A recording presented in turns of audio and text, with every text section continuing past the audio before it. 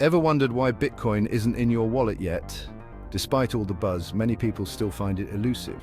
Bitcoin promises a revolution in how we handle money. Imagine a world where you can send money across the globe in minutes without needing a bank or be worried about the money losing its purchasing power to debasement. It's decentralized, meaning no single entity controls it. The decentralization is what allows it to overcome centralized political forces of taxation and censorship, and what makes Bitcoin so unique and appealing to many.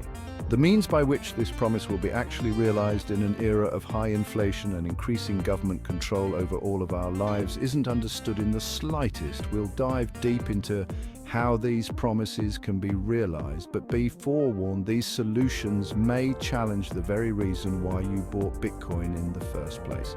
Another popular Bitcoin investment thesis is that it's scarce, with only 21 million Bitcoins ever to exist, making it seem to be more scarce than any money in history. But is it really? We will demonstrate why the focus on supply side is only half of the equation. We will analyze history, give you insights as to what's led to Bitcoin adoption around, what's hindered its growth as a money, and what has ultimately driven its price. There has been this well-funded effort to bring about widespread adoption, but have these efforts brought us any closer to realizing Bitcoin's original vision of enabling financial freedom around the globe? We see much of what's gone on the last few years be primarily focused on increasing price at the expense of that original vision. So we'll go through the data and explain the Bitcoin scaling history. Not all hope is lost, though. There are trends flying under the radar that give us confidence the era of financial freedom is still upon us. What else is curtailing adoption? The technical stuff, kind of complex. Understanding how to use Bitcoin and keeping it secure requires a steep learning curve. This understanding is critical for anyone wanting to opt out of the corrupt monetary system. The truth is at odds with the wealthiest bags of Bitcoin that they want to sell to you, which is why we are compelled to deliver this educational series. And the price, it's a roller coaster ride thanks to speculation. This volatility can be both an opportunity and a risk for adopters. In some parts of the world, Bitcoin is a lifeline against financial instability and censorship. So it actually is doing its job.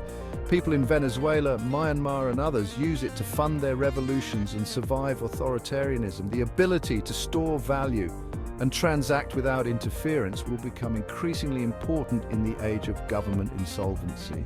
These barriers are tough to overcome. The complexity, cost, and misinformation can be prohibitive for many.